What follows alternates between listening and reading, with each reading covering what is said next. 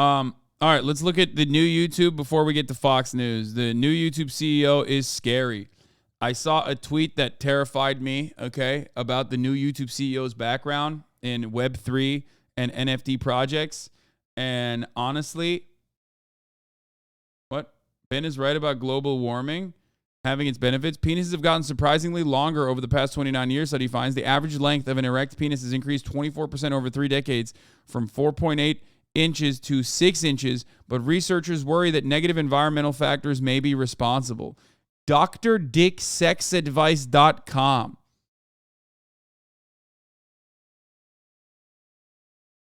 Hide that study from my girlfriend.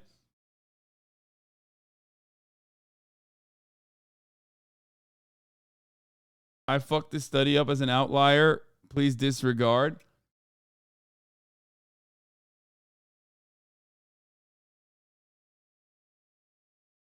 I read about this. The new study uses self-reported data. Lol. Yeah.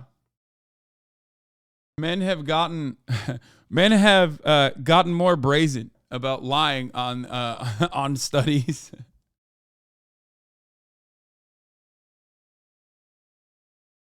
I mean, I don't know. I'm sure these self-reported studies are accurate. Yeah. Can't believe Dr. Dick Sex Advice might not be a truthful man. Yeah, I don't know why. Dr. Dick Sex Advice is actually probably at the cutting edge of penis information. So I'm a little surprised that like Dr. Dick Sex Advice is dropping its journalistic integrity on this one. It's pretty fucked up. Anyway, let's get to the YouTube CEO instead of Dr. Dick Sex Advice. New YouTube CEO.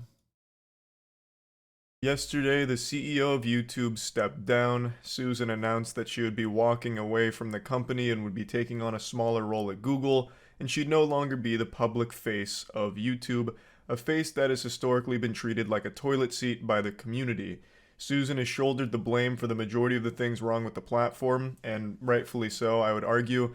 She's basically just been the community's spittoon. For any time there's something wrong, people just start spitting on her and accusing her of being the mastermind, the puppet master. My controversial take on the matter is that YouTube, under her guidance, unironically became a more positive space. Now, you might make the argument that like that was always going to happen. You might make the argument of that if you want, but like literally over the course of the past 4 years, YouTube, as far as like openly allowing white supremacy to continue to radicalize people, as far as that stuff goes, like they definitely curbed it back a lot. Now you might say Matt Walsh is still around, Ben Shapiro is still around. That much is still true. It's still a fucking cesspool of white supremacist and bigoted radicalization. It's just that for many of you who don't know, it used to be literally worse. It used to be way worse. It's like hard to understand and hard to imagine, but it used to be way worse. CEOs don't do anything. Yeah, but like under her watch, this happened. That's all I'm saying.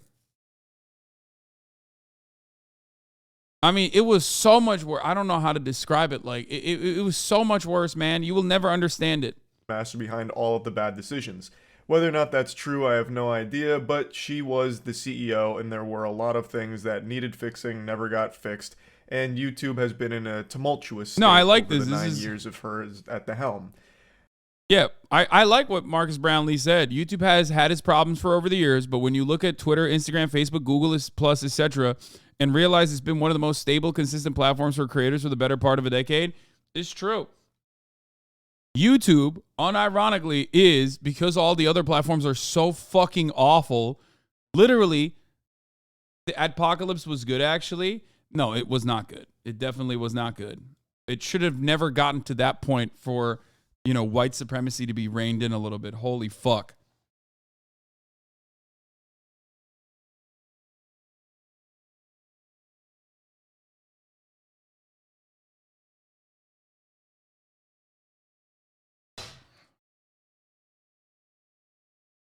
I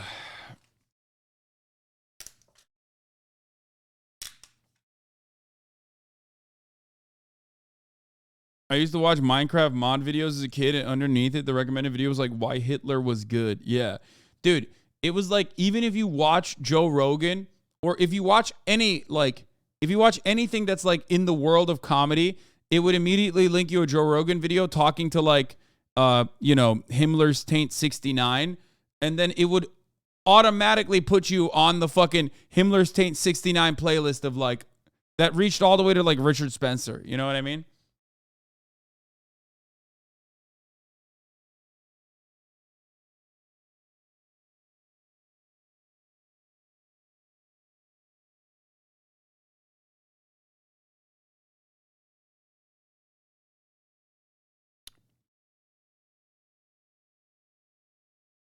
Redstone Basics to Feminist Destroyed compilation in one autoplay. Yeah.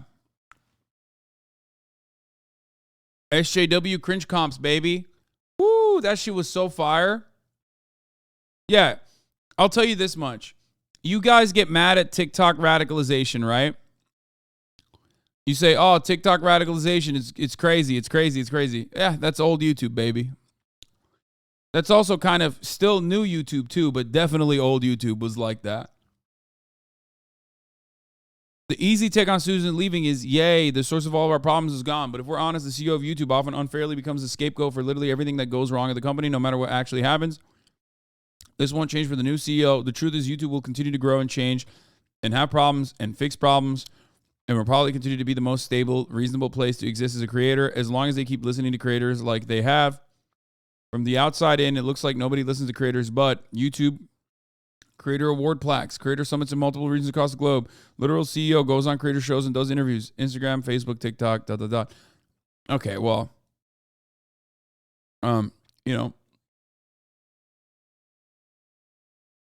yeah, in comparison to the other platforms, yes, YouTube does care about its creators more, or at least listens to their creators more. It's still got a long way to go. Play buttons is the silliest thing to point to, I think.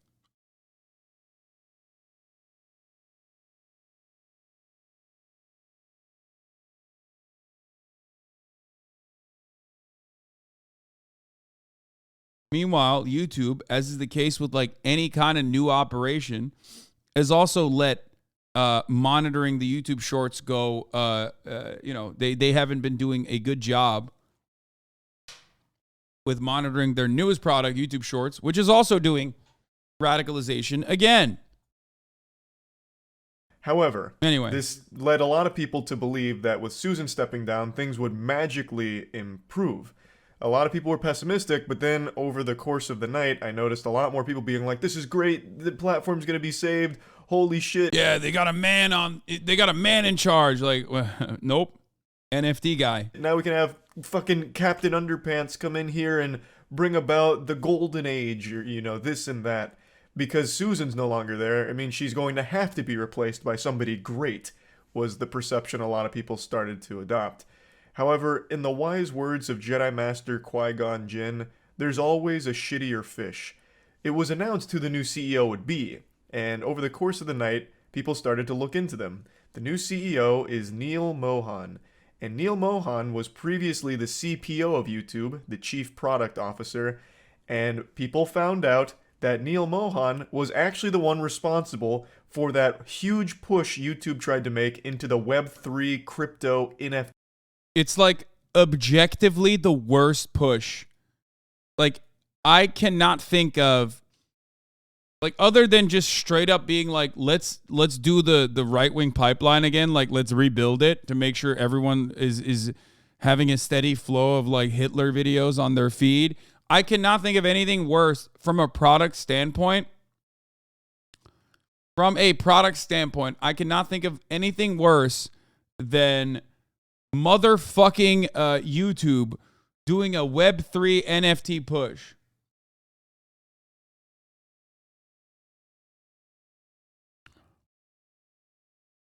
NFT space. In 2022, this goofball proudly posted YouTube's most embarrassing update. It was a look at what's coming for the year, but what was really standing out to most people at the time was this ham-fisting of Web3, blockchain, and NFT shit. So Web3 opens up new opportunities for creators. We believe new technologies like blockchain and NFTs can allow creators to build deeper relationships. Why? Why is it that a guy who's like really invested in NFTs hailed as the guy who should be running YouTube? Why don't you look at like the abject failure that NFTs are now? It's not like we're still in the halcyon days of grifting when people were like, yeah, maybe the NFT shit is the future. You know what I mean? I don't understand. I do not understand. I mean, I knew it was a fucking scam from the jump, as you guys already know. I've called it for years. I've called crypto exactly what it is, a scam operation, and I've called NFTs an additional layer of scam on top of the original scam. It's all a scam. However, as far as like the tech world goes, a lot of these guys love this kind of grifting, okay? They love the new, shiny, innovative product, whatever, okay? But what I do not understand is they should learn from the space that we're existing in now. Relationships with their fans. Spoken like a true asshole who owns 2 Bored Apes and thinks he's going to own the planet. Together, they'll be able to collaborate on new projects and make money in ways not previously possible. For example, giving a verifiable way for fans to own unique videos, photos, art, and even experiences from their favorite creators could be a compelling prospect for creators and their audiences. So basically, just trying his best. Like this, for me, I'm not even kidding. Like, I was once a crypto bro that argued with you in chat about Bitcoin and LTC, literally unfollowed for a few months because I was mad. Oh my God, I think I remember. The argument that we had. I got to go back.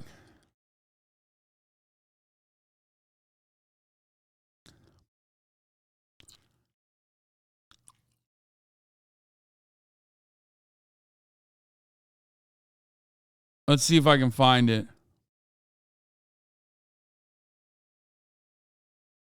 I mean, holy fuck, you write a lot in chat. I'm not going to be able to find it. Yeah, there's no way we're finding it. You literally write every day in chat.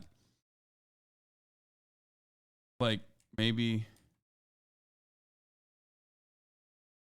you say crypto dumbasses but you're saying that now. How the fuck am I going to find your old shit? We have to scroll way, way back.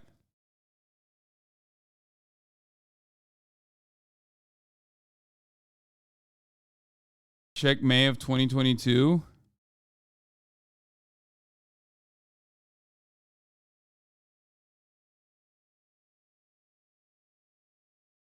Dude, you tweet way too much. I mean, you write way too much in the chat. Fucking can't even find it.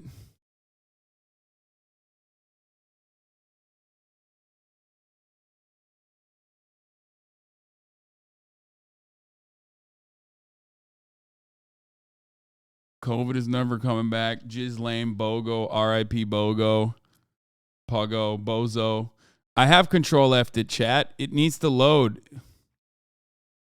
It's not going to happen. I said Bogo. I don't even know what I'm saying.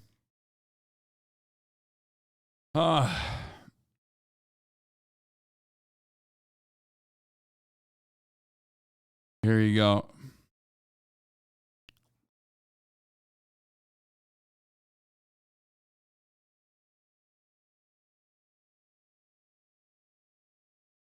LTC. Oh, it's not loading all the old shit. Okay, we're spending too much time on this. This is annoying.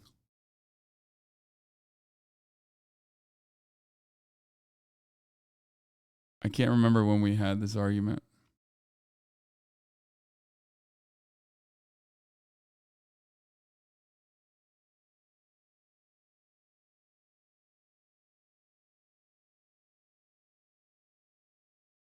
Okay, who cares? It doesn't matter. All right, I'm giving up. I'm giving up. I'm giving up. I'm giving up. Click on the month, it loads it. I'm giving up. Anyway, the point is, bro, chill. I'm sweating the logs. Okay, it's fine. Point is, it's a shiny new object. It has a capacity to dupe a lot of people, and I have duked it out with a lot of motherfuckers. I have duked it out with a lot of motherfuckers in this chat over this. People have even left this community over this shit. You're just jealous of crypto bosses like this. You wish you could only take pics of cars with Estonian plates for some reason. You wish you could throw these fits. It's true. This guy is swagged out the wazoo. Okay? Blockchain tech is in a scam. Reviewing the history currency, you will find scam tokens at every turn. Manipulations and scams are abundant, but it is the right in line with the evolution of currency. Blockchain will prevail after all the shit coins play themselves out. Read about the history of currency. Okay. Have fun. I know. You got it. It's new tech.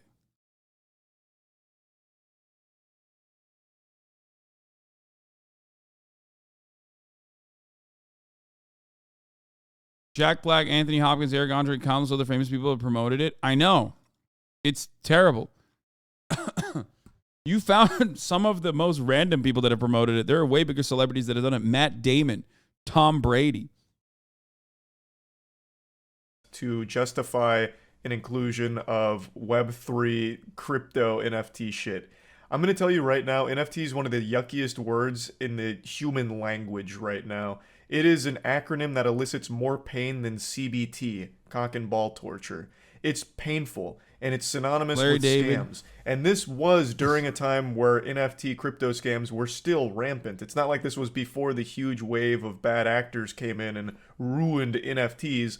No, NFTs have been a scam for quite some time, even during this time that Neil tried to push it to YouTube. So there was huge pushback, and I guess somewhere along the pipeline, some team decided to slap this idea down, because we got lucky enough to not have it come to YouTube. But now that NFT Neil's at the helm here, the one at the top of the food chain calling the shots, who's to say he won't dust off this little poop nugget here that's an absolutely atrocious idea?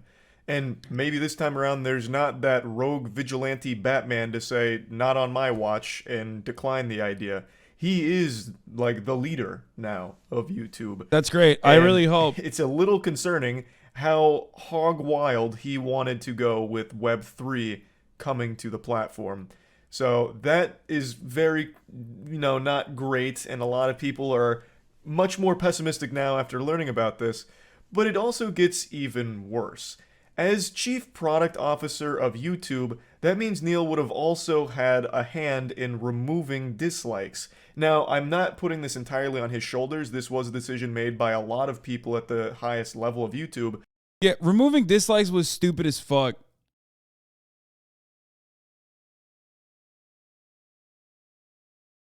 But Neil, as the CPO, would have 100%... Lamau, this is so dramatic. Bro, ultimately, you have to recognize that, like, these are where we spend most of our time, okay? These are platforms. We're on the internet more than we are in the real world, okay, in the physical space. And these are platforms that you spend most of your time. These are platforms that, like, dramatically change your outlook, your opinion, your worldview. Don't say not me. You're on Twitch, obviously, okay? Don't say that's the problem either. This can be a good thing. This can be a good thing. And what you need to recognize is that, look at Twitter. Twitter was great for news aggregation, okay? For the longest time, Twitter was great for news aggregation. I relied on it heavily, and now it's gone. It's broken, okay? Ludwig, want to chat sometime? Let's do it. Jesus. He's already on it.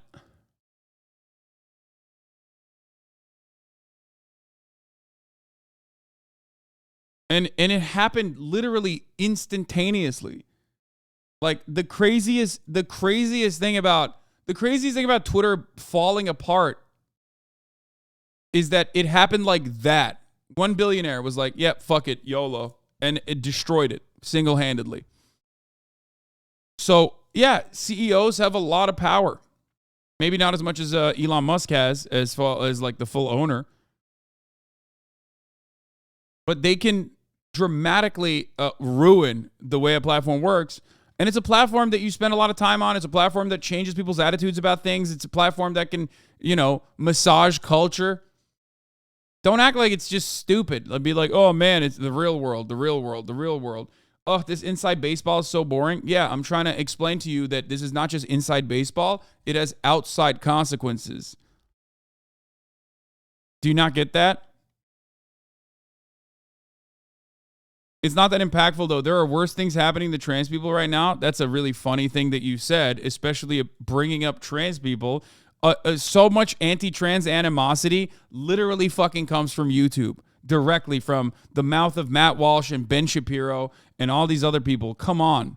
That's a crazy take. Had a say in it, and it's very possible that he was for the removing of dislikes, which is another huge problem. That is still one of the worst features, or really removal of a feature YouTube has ever had, and they still haven't backpedaled on it. And with Neil at the helm, I'm very less optimistic about it coming back, since he was already in a position that likely played a huge role in bringing it to the platform in the first place. I see a lot of people misattributing this solely to a Neil idea, but I can find no information on him being the one that proposed it. He was just leading a team that obviously worked on it. So maybe there is a chance Neil was outspoken against it but overruled by his peers. I'm hoping that's the case. Like I said, there's a very easy layup here with Neil as CEO to immediately earn the trust of the entire community, and that's to announce that dislikes are coming back. Dislikes will be public again. If he did that tomorrow, he's like... Definitely no impact on the real world. Social media use over time went from 2005, 5% of U.S. adults using, to 72%. Dude, holy fucking shit.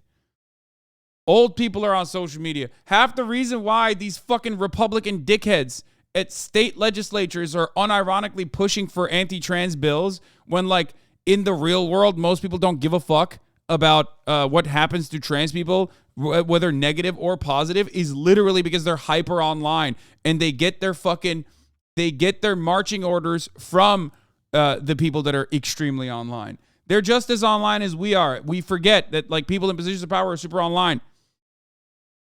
So in that weird way, it does actually impact the top of the hour ad break. When you're hyper online and you think to yourself at the top of the hour, is there a 3-minute ad break or not? And you start getting scared. You start getting fearful. When will the ad break come? And you stop paying attention to the content. That dramatically changes your life. Okay? You start seeing top of the hour ad break segues left and right. But fear not. If you no longer want to be impacted by the top of the hour ad break, all you need to do is subscribe for $5 or for free with a Twitch Prime by connecting your Amazon Prime account to your Twitch account, or by getting gifted a sub. Miss Pastabot, thank you for the 5 gifted subs, allowing 5 people to no longer see the ads at the top of the hour. Here's the 3-minute ad break now.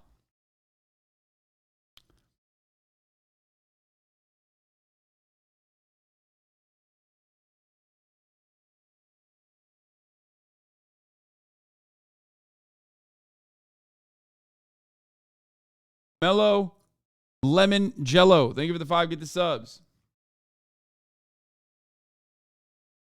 Louis525, thank you for the 10 gift the subs. Anyway, social media is very important. We spend more time on social media than we do in the fucking real world, okay? It might not be the same social media circles that you frequent. It's not Discord for everybody. It's not Twitter for everybody. But a lot of people are on Facebook, for example. A lot of people are on TikTok, for example. When you look at a younger demographic, you look at an older demographic, they're on Facebook and Twitter. You look at a younger demographic, they're on TikTok. And a lot of people use YouTube as well. Chat ratings are so ass now. Yeah, chat just like fucking just says, chat just goes off vibes now. They don't like actually care about the sanctity of a good top of the hour ad break. Like, I think that deserved, 820 is pretty high. Never mind. It ends up 1010 dick riding. Stop saying they're dick riding when they say 1010. Chat's like half haters, half riders. Okay. And it averages out to like a normal.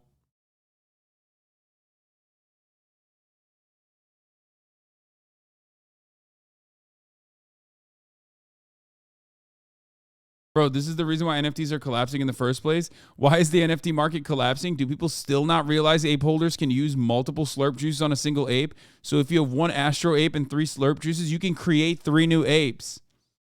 It's true. I can't believe that people still don't know that ape holders can use multiple slurp juices on a single ape, dude. Fuck!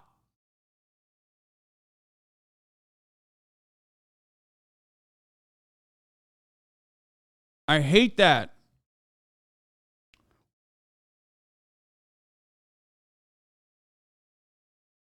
There was a week where you said this nonstop. Yeah, May 11th, 2022. It was a good week. It was a sad week for the ape holders, though, that did not know that multiple slurp juices can be used to create multiple apes. Listen, guys, I'm a champion of the people here. I'm bringing back dislikes. This was awful. I don't know what we were thinking. We were drinking stupid juice at the office when we came up with this idea. It's coming back. If he did that, everyone would immediately rally behind him and be like, oh my God, YouTube could possibly improve. He's going to listen to community feedback. This is great. But I'm not sold on that being in the realm of possibility ever. I mean, I think that's also super marginal. It's like an assurance maybe, but I mean, there's so much more that he could do for YouTube. I'd like it to be, but after reading all of this about Neil, I'm starting to think he may have been a pretty important figure behind the scenes for some of the worst features that YouTube was toying around with. But again, this is speculation. He could come in and do an amazing job, and that's what I'm hoping for, but it is not a great start considering what he's publicly tried to bring to the platform in the way of fucking NFTs.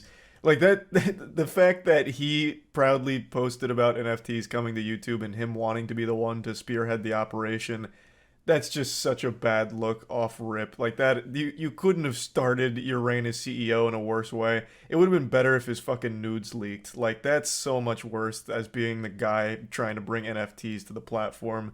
Oh my God. It is, but it is probably one of the worst fucking things. Like a real permanent stain on your reputation as like a visionary. If you want to come across like a smart guy who makes the right moves, like having that on your resume is the worst thing, dude. Like I have a very hard time trusting someone who's like, yeah, no, NFTs were the big wave. It was a big move for us. And I really wanted to do that. A big mistake. Anyone with like 3.5 fucking brain cells should have seen that was a scam from a mile away. You know what I mean? I'm an idiot. Like, if I can figure it out from the outside, you should be able to figure it out from the inside. You're in tech. You're like literally the tech guy. Again, it remains to be seen. He could come in here and knock it out of the park, really fix up YouTube, really bring it to a better spot. Hopefully that'll be the case. I'm going to try not to focus too much on his past and instead look more at his future here as YouTube CEO. So yeah, anyway, just wanted to talk about this just a little bit. That's about it. So yeah. Yeah, I don't get it. Anyway, another Chinese rich guy has disappeared. I don't know why.